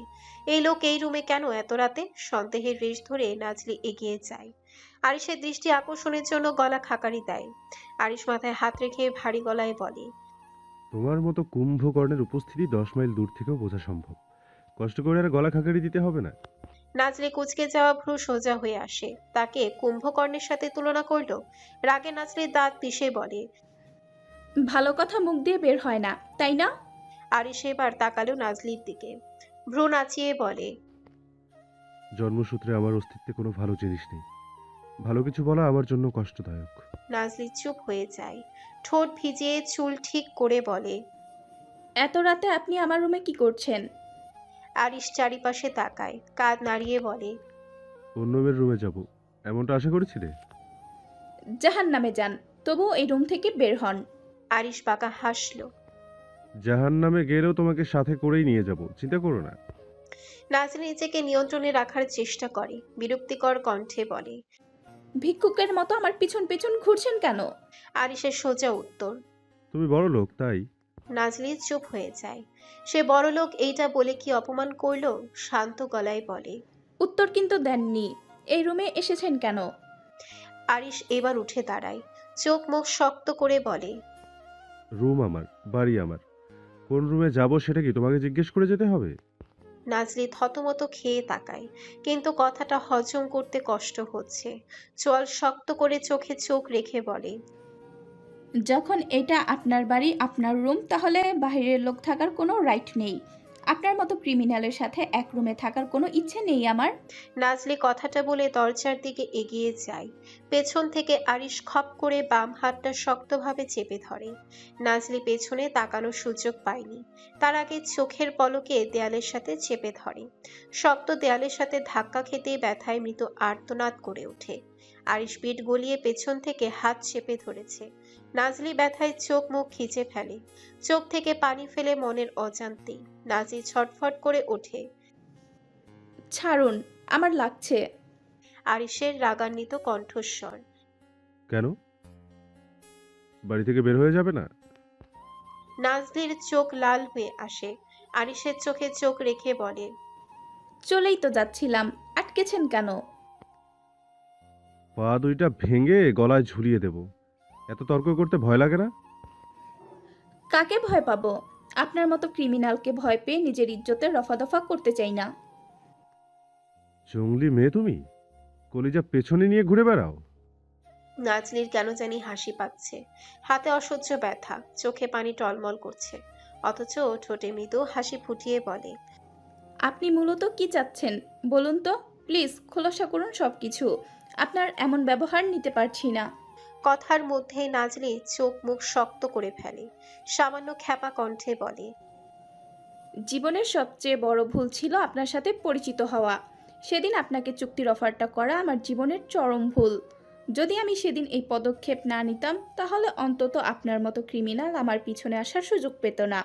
সেদিন তো অপমান করেছিলেন, গভীর মধ্যরাতে বাড়ি থেকে বের করে দিয়েছিলেন। সত্যি বলছি, সেদিন খুব খুশি হয়েছিলাম। কথা মতো সেই অন্ধকার রাতে বের হয়ে গিয়েছি, নিজের মতো করে নিজের গন্তব্য খুঁজে নিয়েছি। কখনো আপনার সামনে আসতে চাইনি। আপনি কেন বারবার আমার পিছু নিচ্ছেন? আমি কোথায় যাচ্ছি, কার সাথে কথা বলছি, এসব জেনে আপনার কি লাভ? নাবিদের সাথে কথা বললে আপনার শরীরে লাগে কেন? আমি জাহান্নামে যাব, এতে আপনার কি? কেন বারবার আমাকে স্টক করছেন? হাঁপিয়ে উঠেছি আমি আপনার অত্যাচারে। মিস্টার আরিশ, আমি একজন মানুষ, খুব সাধারণ একজন মানুষ। আমি এত যুদ্ধ করার শক্তি নেই আমার। ধৈর্য, সত্যি বলছি, ধৈর্য ফুরিয়ে যাচ্ছে আমার, আর পারছি না। প্লিজ মুক্তি দেন আমাকে। কি চাই আপনার? কেন এমন করছেন? আরিশ আরো শক্তভাবে চেপে ধরে, এক হাত চলে যায় কোমরের ভাঁজে। নাজলি ফ্যাল ফ্যাল করে তাকিয়ে থাকে। আরিশ নিঃশ্বাস টানে বড় করে। নাজলি উত্তরের আশায় তাকিয়ে থাকে, ভেবেছে হয়তো কিছু একটা বলবে, কিন্তু সেই আশাকে ভুল প্রমাণ করে আরিশ ভারী আওয়াজে বলে, উত্তর দিতে বাধ্য নই আমি। আমার ইচ্ছে হয়েছে তাই এমন করেছি। উত্তর চাইছো কোন সাহসে? নাজরির চোখে মুখে রাগ ভেসে ওঠে, ইচ্ছে করছে নিজের চুল ছিঁড়ে ফেলতে। এমন ঘাড় মানুষ আদৌ হয়? এতগুলো কথা বললো, একটা উত্তর দিলে কোন কলিজায় আগুন লাগতো। শালার যদি নিজের ইচ্ছেই চলবি তবে আমাকে ধরেছিস কেন? নাজরি ধাক্কা দিয়ে আরিশের বুকে কিল বসায়। আরিশ বুকে হাত দিয়ে আর্তনাদ করে ওঠে, ব্যথায় চোখ মুখ খিচে ফেলে শক্তভাবে। বাম বুকে হাত দিয়ে সাথে সাথে মেঝেতে বসে যায়। আরিশের ব্যথাতুর অবস্থা দেখে নাজলি হতভম্ব হয়ে যায়, কোনো কিছু না ভেবে আরিশের কাছে ছুটে যায়। আরিশ একইভাবে বুকে হাত দিয়ে মেঝের দিকে মুখ করে বসে আছে, ব্যথায় চোখ মুখ খিচে রেখেছে। নাজলি আরিশের বলিষ্ঠ বুকে হাত রেখে উত্তেজিত হয়ে বলে, কি হয়েছে আপনার? সরি, আমি তেমনভাবে দিতে চাইনি। প্লিজ উঠে বসুন। আরিশ ওঠে না, একইভাবে বসে আছে ঘাপটি মেরে। নাজলি চিন্তায় দিশেহারা হয়ে পড়ে, দ্রুত উঠে এক গ্লাস পানি নিয়ে আসে, আরিশের মুখের কাছে নিয়ে বলে, হা করুন প্লিজ, পানিটা দ্রুত খান, সব ঠিক হয়ে যাবে। আরিশ পানিও খেলো না। নাজলি এক প্রকার জোর করে পানিটা খাওয়ায়। আরিশ এমন ভাবে বসে আছে যেন এখনই কিছু একটা ঘটে যাবে। নাজলি প্রায় কেঁদে দিবে অবস্থা। আরিশের শরীর হেলে পড়ে এক পাশে। নাজলি দুই হাত দিয়ে আটকে মাথাটা নিজের বুকের সাথে চেপে ধরে। আরিশ নিজের শরীর ছেড়ে দেয়। নাজলি অধৈর্য হয়ে কান্না করে ওঠে। প্লিজ আরিশ, ঠিক হন। আমি তো এতটা কঠিনভাবে দেইনি। কিছু হবে না আপনার। অপেক্ষা করুন, ডাক্তারের কাছে নিয়ে যাচ্ছি। আরিশ একইভাবে চোখ বন্ধ করে আছে, নাজলির বুকে মাথা রেখে যেন শান্তির ঘুম ঘুমাচ্ছে। নাজলি আরো দিশেহারা হয়ে পড়ে। আরিশ আর চুপ থাকতে পারেনি, হুট করেই জোরে হেসে ওঠে। আরিশের হাসির শব্দ পেতে নাজলি চুপ হয়ে যায়, আশ্চর্য হয়ে তাকায় আরিশের হাস্যোজ্জ্বল মুখের দিকে। প্রথমে রেগে গেলেও সেই রাগ থেমে যায়। এ হাসির ঝংকার এতটা সুন্দর কেন? গম্ভীর খারাপ লোকদের হাসি এত সুন্দর হয় কেন? আরিশ হাসতে হাসতে তাকায় নাজরির দিকে। নাজরি নিজের হুঁশে ফিরে আসে, নিজের বোকামির কথা চিন্তা করতেই বিরক্ত হয়। আরিশ হাসি থামিয়ে ঠোঁট কামড়ে বলে, মিস নাজলি, মাইলা, কান্না করছিলে কেন? এতটা বেপরোয়া হয়ে যাবে ভাবতে পারিনি। নাজরি ছোট ছোট চোখ করে তাকিয়ে বলে, আপনি এতক্ষণ অভিনয় করছিলেন? আরিশ বুকে হাত গুজে বলে। বাস্তব ভেবেছিলে? এইভাবে অভিনয় করার মানে কি? অভিনয় করছিলেন, তাই না? আরিশ ভ্রু নাচিয়ে বলে। তোমার সামান্য আঘাতে এইভাবে নেতিয়ে পড়বো ভাবলে কিভাবে? বুকে বুলেট রেখে রক্তাক্ত অবস্থায়ও হাজারটা খুন করার মতো ক্ষমতা রাখি। 100 জন শত্রুকে পরাজিত করার মতো ক্ষমতা আছে। আর সেই আমি এক টুকরো ফুলের স্পর্শে এইভাবে নেতিয়ে পড়বো? বুদ্ধিমতী ভেবেছিলাম তোমাকে। নাজলি চোখ বন্ধ করে নিঃশ্বাস টানে, ঠোঁট ভিজিয়ে শান্ত গলায় বলে। They did not have to do all this acting. যেদিন সত্যিকারের বাঘ আসবে সেদিন কোনো রকম করুণা পাবেন না। আপনি মরে পচে গেলেও কখনো ফিরে তাকাবো না। এই নাটক করার জন্য পস্তাতে হবে আপনাকে, আর আপনি খুব বাজেভাবে পস্তাবেন। আরিশ কিছু বলতে যাবে তার আগেই থেমে যায়। ফোনের রিংটংয়ে কপাল কুঁচকে আসে। এর মধ্যে রাতে ফোন, এত রাত, এই মধ্যরাতে ফোন কার? আরিশ ফোন বের করে নাম দেখে কপালের ভাঁজ সোজা হয়ে আসে। দাদামশাই এত রাতে ফোন দিয়েছে কেন? আরিশের চোখ মুখ গম্ভীর হয়ে ওঠে। রিসিভ করে হ্যালো বলতে দাদামশাইয়ের অধৈর্য কণ্ঠস্বর। আরিশ মেহেরকে পুরো বাড়িতে খুঁজে পাচ্ছি না। এত রাতে কোথায় গেল মেয়েটা? আরিশের মুখে আতঙ্ক বাসা বাঁধে, তবুও গম্ভীরতা বজায় রেখে বলে। ভালো করে খুঁজে দেখুন দাদামশাই, ওর মনের অবস্থা খুব একটা ভালো নয়। হয়তো কোথাও মন খারাপ করে বসে আছে। দাদামশাইয়ের ভাঙা গলা। ওকে পাই না প্রায় 1 ঘন্টা ধরে। বাহিরে তুমুল বৃষ্টিপাত হচ্ছে, তাই ঘুম আসছিল না। রুম থেকে বের হয়ে এমনিতে হাঁটাহাঁটি করছিলাম। ওপরে তাকিয়ে দেখি মেহেরের রুমে দরজা খোলা রাখা, আর সেটা বাতাসের বারবার শব্দ করছে। দরজা লাগানোর জন্য রুমে যাই, সেখানে দেখি ওর রুমে নেই। তারপর থেকে সার্ভেন্ট, গার্ড সবাইকে সজাগ করে পুরো বাড়িতে খোঁজ করি, কিন্তু কোথাও কোনো অস্তিত্ব পাইনি। আরিশ, আমার নাতনিটা কিছু হবে না তো? আরিশের চোখ দুইটা লাল হয়ে ওঠে। কোনো শব্দ উচ্চারণ করেনি। নাজলি এতক্ষণ দাঁড়িয়ে সবটা শুনছিল। আরিশের চোখ মুখ দেখে বুকটা কেঁপে ওঠে। বাচ্চা মেয়েটার কিছু হয়নি তো আবার? আরিশ উন্মাদের মতো মোবাইলটা দূরে ছুঁড়ে মারে। ঝড়ের গতিতে চাবি নিয়ে বের হয়ে যায়। নাজলি চিন্তিত ভঙ্গিতে তাকিয়ে থাকে দরজার দিকে। প্রতিটা গার্ড গাড়ি থেকে নেমে রাষ্ট্রীয় নিরাপত্তা প্রোটোকল অনুযায়ী সমন্বিত অভিযান শুরু করেছে। সাহারা ঘেঁষা ধুলো মাখা সড়ক, লাল মাটির গ্রামাঞ্চল আর আধুনিক শহরের প্রান্ত, সব জায়গায় এখন নজরদারির আওতায়। সাজোয়া পিকআপ ও অফ রোড যান দিয়ে প্রধান হাইওয়ে, সীমান্ত ঘেঁষা পথ আর মরুভূমির ট্র্যাকগুলো ব্লকেট ও প্যাট্রোলিংয়ে আনা হয়েছে, যাতে কোনো দিক দিয়েই মেহের অদৃশ্য হতে না পারে। হাতের ওয়াকি টকি, স্যাটেলাইট ফোন আর কেন্দ্রীয় কমান্ডের মাধ্যমে গার্ডরা রিয়েল টাইম তথ্য বিনিময় করছে। প্রতিটা সন্দেহজনক চলাচল মুহূর্তেই নথিভুক্ত হয়ে যাচ্ছে। স্থানীয় বাজার, বাসস্ট্যান্ড, পানির কূপ, অস্থায়ী বসতি আর টিনের ঘরগুলো পদ্ধতিগত তল্লাশির ভেতর দিয়ে যাচ্ছে। 1 ইঞ্চি জায়গাও ছাড় দেয়া হচ্ছে না। একই সঙ্গে গোত্রভিত্তিক এলাকা ও স্থানীয় পথঘাট সম্পর্কে জানা লোকদের তথ্য নিয়ে সম্ভাব্য পালানোর রুটগুলো ম্যাপিং ও ট্র্যাকিং এর মধ্যে রাখা হয়েছে। সব মিলে এই অনুসন্ধান চলছে মধ্যরাত থেকে। আরিশ নিকের দিকে তাকিয়ে ভাঙা গলায় বলে। আমার বোনটার কিছু হবে না তো নিক?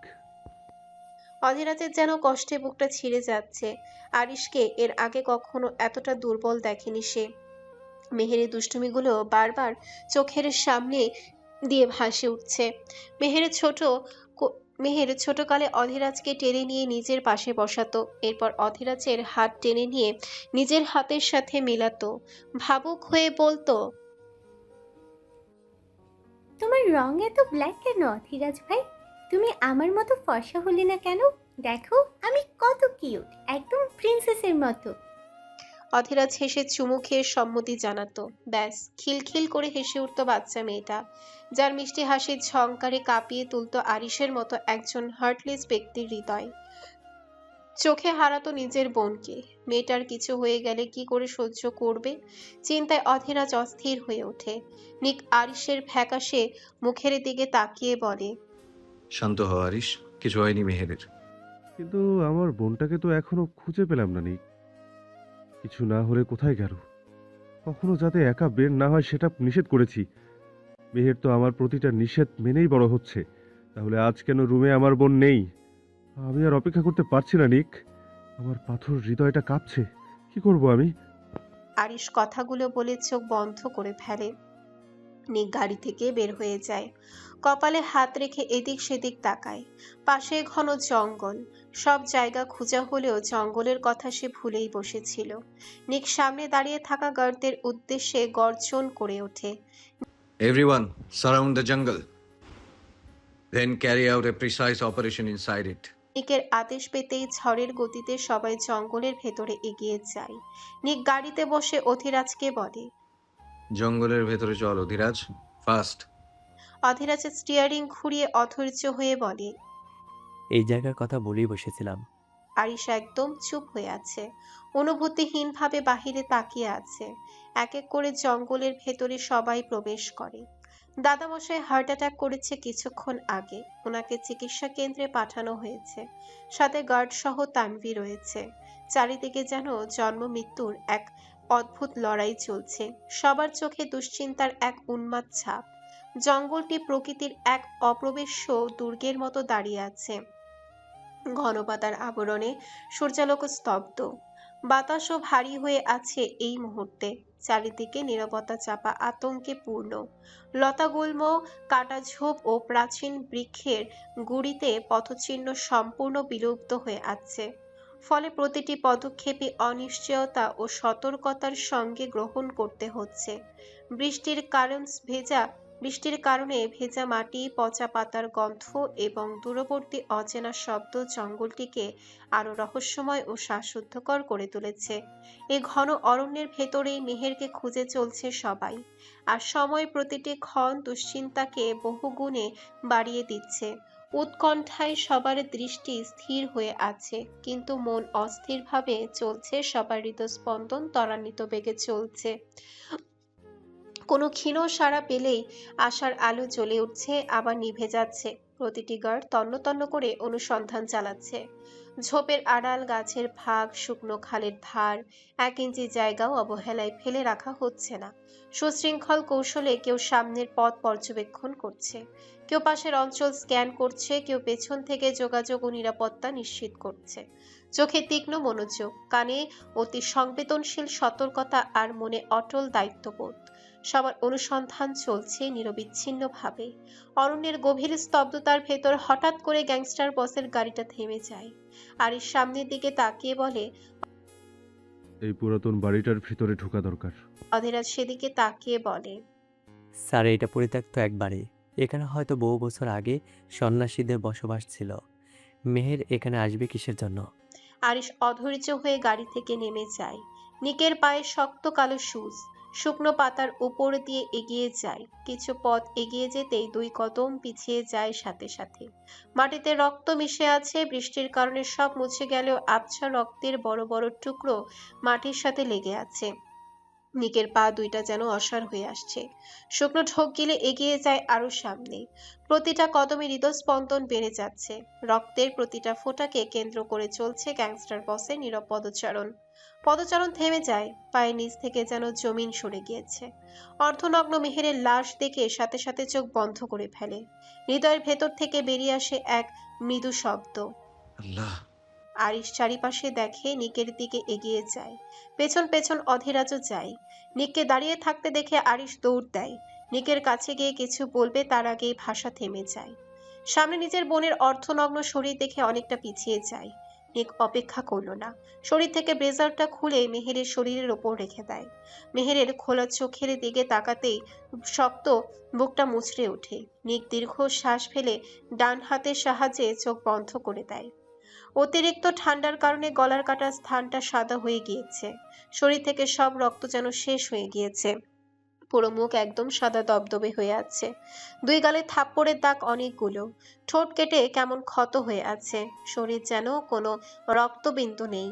আর সেই দুনিয়াটা যেন ঘুরে আসে, ধপ করে বসে যায় নোংরা কাদামুক্ত মাটির ওপর। কেমন শূন্য দৃষ্টিতে তাকিয়ে আছে সামনে। কানে বারবার শব্দ তুলছে। ভাইয়া, ভাইয়া, ভাইয়া। আরিশ চোখের পাপড়ি নাড়ায়। পুরো শরীর বরফের মতো ঠান্ডা হয়ে আসে তার। কেমন শক্ত মূর্তির মতো বসে আছে। ক্রিমিনাল লিডার তার বোনের মৃতদেহের সামনে বসে আছে। শরীর দৃঢ় হয়ে আছে একদম, কিন্তু অভ্যন্তরীণভাবে তার মন এক অদৃশ্য ধ্বংসাত্মক ঝড়ের মধ্যে আটকে যায়। অনুভব করার চেষ্টা করলেও কোনোটিই সহজে প্রকাশ পায় না। আরিশের চোখ অপ্রকাশিত হয়ে আছে, যা কোনো আবেগের ছায়াও স্পর্শ করতে পারছে কিনা বোঝার উপায় নেই।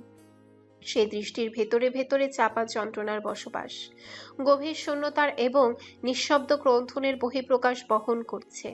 হাত পা এবং শরীরের প্রতিটি অঙ্গ অচঞ্চল নিঃশ্বাস নিয়ন্ত্রিত, বাহ্যিকভাবে সম্পূর্ণ নিয়ন্ত্রণের দৃষ্টান্ত, কিন্তু অন্তরের লুকোনো যন্ত্রণার ঢেউ প্রতিটি কোণে ছড়িয়ে যাচ্ছে, যা একটি অদৃশ্য আগুনের মতো ধীরে ধীরে ভেতরে ছড়াচ্ছে। মনের গভীরে অনুভূতি এক জটিল ও অশান্ত সমীকরণ। শোক, অপরাধবোধ, ক্ষোভ এবং অসহ্য শূন্যতার একত্রিত চাপ তার মনকে ক্রমাগত উত্তপ্ত করে রাখছে। নিকের হৃদস্পন্দন নিয়ন্ত্রিত হয়ে উঠছে, কিন্তু প্রত্যেক স্পন্দনে বেদনার অদৃশ্য ছায়া, যা ক্রমশ তীব্র হয়, এমন একটি অমোঘ চাপের আভাস দেয়। চোখের কোণে ক্ষুদ্র স্পন্দন, কপালের ভাঙা রেখা, নিঃশ্বাসের অল্প আংশিক অস্থিরতা, সবই তার অভ্যন্তরীণ অশান্তি, অমানবিক বেদনা এবং ক্রমবর্ধমান আতঙ্কের নিখুঁত প্রতিফলন ঘটাচ্ছে। তার চোখে মুখে কোনো আবেগের ছিটেফোঁটা নেই, কিন্তু কোথাও একটা ছটফটানি বুকে মুখে ভেসে উঠেছে। নিক ঠোঁট কামড়ে ধরে আরিশের দিকে তাকায়। আরিশের চোখ দুটো লাল হয়ে আছে, যেন চোখের সব পানি রক্তে পরিণত হয়েছে। আরিশ মেহেরের কপালে হাত রাখে, এরপর পুরোটো মায়া ঢেলে দিয়ে সারা মুখে সহস্র চুমু খায়। অজস্র চুমুতে মেহেরের পুরো মুখ ভিজে যায়। আরিশ থেমে কপালে দুটো শব্দ করে চুমু খেয়ে বলে, মেহের, চোখ খুল বোন আমার। তুই চলে গেলে আমি একদম একা হয়ে যাব। আমার জন্য কেউ রাগ দেখাবে না, কেউ গাল ফুলিয়ে ভাইয়া বলে ডাক দিবে না। আমাকে ভাইয়া ডাকবে কে? এই ভাই নামক ডাকটা খুব মিস করব। আমি তো এমনিতেই নিঃস্ব, আমাকে আর নিঃস্ব করে কি লাভ হবে তোর? তার থেকে বরং পুনরায় আমার কাছে চলে আয়, যা চাইবি সব এনে দেব। প্রয়োজনে ছোট কালের মতো ঘাড়ে চড়িয়ে পুরো শহর ঘোরাবো, প্রমিস করছি আমি। অধীরাজের শরীর কাঁপছে। আনমনে বলে, এক বুক কষ্ট নিয়ে দুনিয়া ছাড়লো। ভালোবাসা নামক এক যুদ্ধে হেরে গিয়ে এতটা নির্মম মৃত্যু কেন হলো? আরিশ নিকের দিকে তাকিয়ে চোখ বন্ধ করে ফেলে। নীরব অথচ ভয়ানক কণ্ঠে গর্জে ওঠে, কোন কুত্তার বাচ্চা করেছে এসব? আমার বোনের শরীরে হাত দিয়েছে কে? নিক নিজের ঠোঁট কামড়ে ধরে শক্তভাবে। ভেবেছিল আরিশ কান্নায় ভেঙে পড়বে। নিক আরিশের চোখের জ্বলন্ত আগুন দেখে তৃপ্তির হাসি হাসল, তবে সেই হাসি মোটেও চোখে মুখে প্রকাশ করে না। তাদের অপেক্ষার মধ্যেই দুইজন মহিলা এসে মেহেরের নিস্তেজ লাশটাকে নিয়ে গাড়িতে তোলে, শরীরের উপরে সাদা কাপড় দিয়ে ঢেকে দেয়। এই বর্বর দৃশ্য দেখে টিকে থাকতে পারেনি এক হার্টলেস মাফিয়া। মাফিয়ার শক্তপোক্ত খোলস ছেড়ে রূপ নেয় এক উন্মাদ বড় ভাইয়ের, যে ভাই নিজের বোনকে দুই পাপিষ্ঠ হাত দিয়ে বড় করেছে। যে হৃদয়ে কারো স্থান ছিল না, সেই হৃদয় এই মেয়েটাকে স্থান দিয়েছে। অধীরাজের চোখে পানি টলমল করে ওঠে। আরিশ নিজের শরীর ছেড়ে দেয়, দুই চুল খামচে ধরে উন্মাদের মতো আকাশের দিকে তাকায়। কাপা গলায় বলে, আমার পাপটা কেন আমার বোনের উপর থেকে নিলে? পাপ তো আমি করেছি, আমাকে কঠিন শাস্তি দিতে। আমার বোনটাকে কেন এত কষ্ট দিলে? নিক আরিশের বাহুর উপরে হাত রাখে। আরিশ নিজেকে ঠিক রাখতে পারল না। আচমকা নিককে জড়িয়ে ধরে নিঃশব্দে কেঁদে ওঠে। কেউ শোনেনি সেই কান্নার শব্দ, কখনো কেউ দেখেছে এই ব্যক্তিটার ভেঙে পড়া দৃশ্য। শত্রুরা দেখলে হয়তো দাঁড়িয়ে উপহাস করত, বিশ্রীভাবে মজা নিত, জয়ের হাসি হাসত ভয়ানকভাবে। যে ব্যক্তি দীর্ঘ ২৬ বছর ধরে কাঁদে না, তার চোখ দিয়ে আজ অশ্রু গড়িয়ে পড়ছে। কে বলল মাফিয়াদের হৃদয় নেই? তাদের প্রাণে আঘাত করে দেখো তারা ঠিক কতটা উন্মাদ। তারা যেমন শহরে আতঙ্ক ছড়ানোর ক্ষমতা রাখে, তাদেরকে কাঁদানোর ক্ষমতাও অনেকের আছে। আরিশের কান্নার শব্দটা ছিল একদম নিখুঁত। নিক শ্বাস টেনে আরিশের পিঠে হাত রাখে। আরিশের পুরো শরীর কাঁপছে, চোখের পানিতে ভিজে যাচ্ছে নিকের শার্ট। এই জানোয়ারগুলো আমার বোনটাকে কলিজাটকে ছিঁড়ে খেয়েছে। আমার বোনটাকে ওরা বাঁচতে দিল না। আমার নিষ্পাপ ফুলটাকে এত কষ্ট কেন দেওয়া হলো? কত কষ্ট পেয়েছে, নিশ্চয়ই ভাইয়া ভাইয়া বলে ডেকেছে। আমি কেন আমার বোনের কলিজা ফাটা চিৎকার শুনতে পাইনি? আমি পাষাণ হলে ওর প্রতি ভালোবাসা আমার কোনো কালে মিথ্যে ছিল না। তাহলে ওর চিৎকারের আওয়াজ কেন আমার হৃদয়ে এসে লাগেনি? যখন ওর শরীরে খামচে ধরেছে তখন নিশ্চয় ভাইয়া ভাইয়া বলে চিৎকার করেছে। সারা জীবন আগলে রেখেছি, ফুলের স্পর্শও লাগতে দেয়নি আঘাত পাবে বলে। সেই ফুলটাকে এইভাবে ছিঁড়ে খেয়েছে? বিশ্বাস করতে পারছি না। ক্ষমতা কোথায় ছিল আজ আমার? কেন রক্ষা করতে পারলাম না? এক বুক অভিযোগ নিয়ে কেন চলে গেল নিক?